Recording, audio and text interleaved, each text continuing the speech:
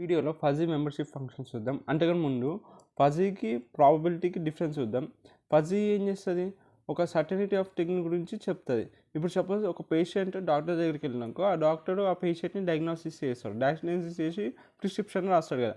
Doctor ఏమని రాస్తాడు, వాడికి పేషెంట్కి 60% of chances of suffering from flu అంటే ఒక ఫ్లూతోని వాడు 60% సఫర్ అవుతుండు. సో వాడికి డిసీజ్ వచ్చే ఛాన్స్ ఎంత ఉంది, సర్టనిటీ 60% ఉంది, అన్సర్టనిటీ ఏంటుంది 40% ఉంది. So instead of flu other disease with some other సర్టనిటీతో ఉన్నాయి. ఇది ఫస్ట్ కిందకి వస్తుంది. ప్రాబిలిటీ అంటే ఛాన్సెస్ ఆఫ్ ఈవెంట్ అక్కరింగ్ అవ్వడం. ఇప్పుడు ఇండియా T20 టోర్నమెంట్లో ఎన్ని ఛాన్సెస్ ఉంది, ఛాన్స్ 60% ఉంది. అంటే 100 మ్యాచెస్లో వాడు ఇండియా అనేది 60 మ్యాచెస్ గెలిచింది. సో ఇది ప్రాబిలిటీ, ఛాన్సెస్ ఆఫ్ అకరింగ్ అనే ఈవెంట్. ఇది డిగ్రీ ఆఫ్ సర్టనిటీ చెప్తుంది ఫజీ లాజిక్. ఎట్లా అంటే ఫజీకి ప్రాబిలిటీ డిఫరెన్స్ ఎట్లుంటుంది అంటే, ప్రాబిలిటీకి ప్రిడిక్షన్కి ఫర్కాస్టింగ్కి ఎట్లా డిఫరెన్స్ ఉంటుందో సేమ్. ప్రిడిక్షన్ అంటే ఏంటిది, ఒకదాన్ని గెస్ చేస్తాం. వేరే ఫర్కాస్టింగ్ ఏంటిది, మన దగ్గర ఉన్న ఇన్ఫర్మేషన్, పాస్ట్ ఇన్ఫర్మేషన్తో కొత్త దాన్ని అప్లై చేసి మనం ప్రిడిక్ట్ చేస్తాం, అది ఫర్కాస్టింగ్.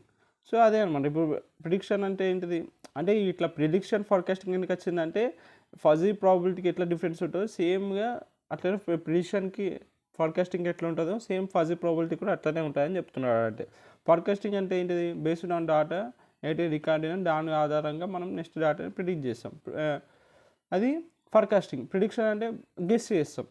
ఓకే, ఇప్పుడు మనం ఫజీ మెంబర్షిప్ ఫంక్షన్కి వెళ్ళిపోదాం. ఫజీ మెంబర్షిప్ ఫంక్షన్లో so a fuzzy set is completely characterized by a membership function. ఒక మెంబర్షిప్ ఫంక్షన్తో మనం ఫజీ సెట్ని క్యారెక్టరైజ్ చేస్తాం. అది ఎట్లా, దాని అబ్రివేషన్ ఎట్లుంటుంది అంటే ఎంఎఫ్ అని ఉండొచ్చు, లేకపోతే మ్యూ అని ఉండొచ్చు. సో ఇట్ వుడ్ బి మనం ఆ మెంబర్షిప్ ఫంక్షన్ని నేర్చుకోవడం ఇంపార్టెంట్ అందుకే. సో ఈ మెంబర్షిప్ ఫంక్షన్ అనేది ఒక డిస్ట్రిక్ట్ ఉండొచ్చు, లేకపోతే కంటిన్యూస్ ఉండొచ్చు. డిస్ట్రిక్ట్ అంటే ఇది అన్నమాట. ఇంకోటి చూడు, డిస్ట్రిక్ట్ వాల్యూస్ ఉంటాయి. ఇప్పుడు first set of happy family, ఇది ఇక్కడ డిస్ట్రిక్ట్, ఇక్కడ 10 అని ఉంది. సో ఈ సెట్ డిస్ట్రిక్ట్ వాల్యూ. వేరాస్ ఇక్కడ ఏజ్ ఇట్లా పెరుగుతూ ఉంటుంది. ఇది కంటిన్యూస్. ఓకేనా, ఫజీ మెంబర్షిప్ ఫంక్షన్ అనేది డిస్ట్రిక్ట్ ఉండొచ్చు, కంటిన్యూస్ ఉండొచ్చు. ఇప్పుడు యంగ్ ఏజ్, సో ఇట్లా అనమాట. సో మెంబర్షిప్ ఫంక్షన్ అనేది డిస్ట్రిక్ట్ ఉండొచ్చు, లేకపోతే ఒక కంటిన్యూస్ కూడా ఉండొచ్చు ఆ మెంబర్షిప్ ఫంక్షన్. ఇవన్నీ కొన్ని మెంబర్షిప్ ఫంక్షన్స్ యొక్క ఎగ్జాంపుల్స్ ఫిగర్స్ అనమాట.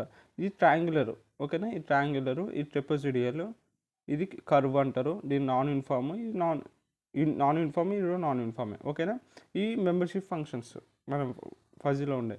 So in the following we try the different membership ఫంక్షన్స్ని ట్రై చేస్తాం. కంటిన్యూస్ మెంబర్షిప్ ఫంక్షన్స్ పైన ట్రై చేద్దాం. ఫస్ట్ ట్రయాంగులర్ చూద్దాం. ట్రయాంగిల్ అంటే ఇగో ఇది ట్రయాంగులర్. ట్రయాంగిల్లో మనం ఏముంటాయి అంటే 3 ఉంటాయి, ఏబిసి. ఏబిసి 3 ఉంటాయి. దాని ఫార్ములా ఇదే ఉంటుంది ఏమంటే a-x-a/b-a ఇట్లా. ఇది ఫార్ములా అనమాట. ఇట్లుంటుంది ఫార్ములా ట్రయాంగులర్ది. ఇది ట్రయాంగులర్ మెంబర్షిప్ ఫంక్షన్. తర్వాత నెక్స్ట్ వచ్చేసరికి ట్రెపెజోయిడల్ ఉంటుంది. ట్రెపెజోయిడల్లో 4 వేరియబుల్స్ ఉంటాయి, ఏబిసిడి. ఎక్స్ అనేది ప్రతి దాంట్లో ఉంటుంది, దాని ఫార్ములా ఇది. ఓకేనా, ట్రెపెజోయిడల్లో 4 ఉంటాయి. దాని గ్రాఫ్ ఇట్లా వస్తుంది, ట్రయాంగులర్ది ఫిగర్ ఇలా వస్తుంది. తర్వాత గేసియన్లో 2 పారామీటర్స్ ఉంటాయి, సి ఇంకా టీటా. ఇది గేసియన్ ఒక గ్రాఫ్. ఏం లేదు ఇక్కడ, నేను ఏం చెప్పగలుగుతాను చెప్పి, ఇక్కడ గ్రాఫ్ ఉంది, దాని పారామీటర్స్ ఉంది, ఫార్ములా ఉంది, అంతే కదా. ఇప్పుడు మనం మెంబర్షిప్ ఫంక్షన్స్ 5 ఉంటాయని గుర్తుపెట్టుకోవాలి. ట్రయాంగులర్, ట్రెపెజోయిడల్, గేసియన్, క్యాచిమే ఒకటి, సిగ్మాయిడ్ అని ఒకటి ఉంటాయి. అవి గుర్తుపెట్టుకోవాలా, వాటికి డయాగ్రామ్లు గుర్తుపెట్టుకోవాలా, అంతే. ఫార్ములా గుర్తుపెట్టుకుంటూ పెట్టుకోవచ్చు, అంతే. 1 మార్క్ని కడవచ్చు, లేకపోతే ఎక్స్ప్లెయిన్ డిఫరెంట్ మెంబర్షిప్ ఫంక్షన్స్ అంటే రాసేయాలి, అంతే. దానికి డిస్క్రిప్షన్ ఏం లేదు, దాని గ్రాఫ్ ఇచ్చిండు, దాని ఫార్ములాలు ఇచ్చిండు, అంతే. ఓకేనా, దీన్ని క్యాచీ మెంబర్షిప్ ఫంక్షన్ అంటాడు అనమాట. దీన్ని జనరలైజ్డ్ బెల్, ఇక్కడ 3 పారామీటర్స్ చేస్తే దాన్ని క్యాచీ మెంబర్షిప్ ఫంక్షన్ అంటారు. దాని ఫార్ములా, దాని graph. Slope at x = b/2a అంట, స్లోప్ ఎట్ y = -b/2a అంట. ఓకేనా, తర్వాత జనరలైజ్డ్ బెల్ మెంబర్షిప్స్ అంట. ఇప్పుడు a = b = 1 అయినప్పుడు, c 0 అయినప్పుడు ఇట్లా జనరలైజ్డ్ ఫామ్ అవుతుంది. ఇప్పుడు generalised bell membership function difference చెప్పి, ఒకళ్ళు ఏని చేంజ్ చేస్తే మనకి ఈ గ్రాఫ్ వస్తుంది, ఒకళ్ళు బీని చేంజ్ చేస్తే ఈ గ్రాఫ్ వస్తుంది. మళ్ళీ చేంజింగ్ ఆఫ్ ఏ, ఇలా వస్తుంది. Changing of A and B రెండు చేంజ్ అయితే మనకి ఈ గ్రాఫ్ వస్తుంది.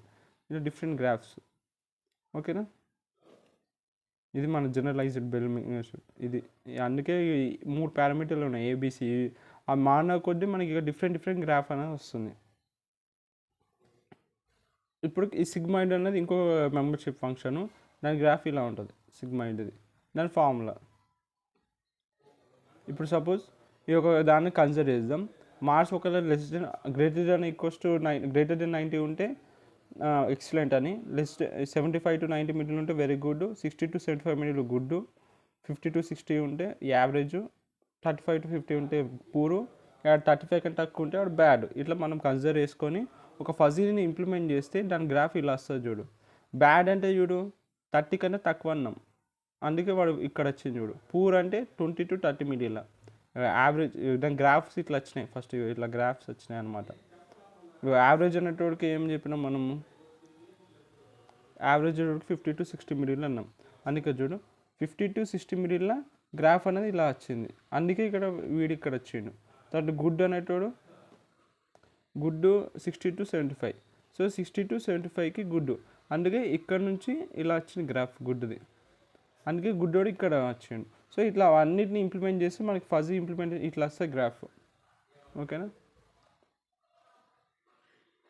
ఇది మన గ్రాఫ్. దానికి గుడ్, వెరీ గుడ్, ఎక్సలెంట్ ఇది ఇక్కడ వచ్చింది. వెరీ గుడ్ ఇట్లా, వెరీ గుడ్ 80 to 90 మిడిల్ కాబట్టి ఇట్లా గ్రాఫ్ వస్తుంది. సో ఇక్కడ కట్ అయిపోతుంది కాబట్టి వెరీ గుడ్ కూడా ఇక్కడ ప్లేస్ అయ్యింది అట్లా అనమాట ఈ marks. So you can decide the standard fuzzy membership function for each of the membership grade, fuzzy grade అంటే.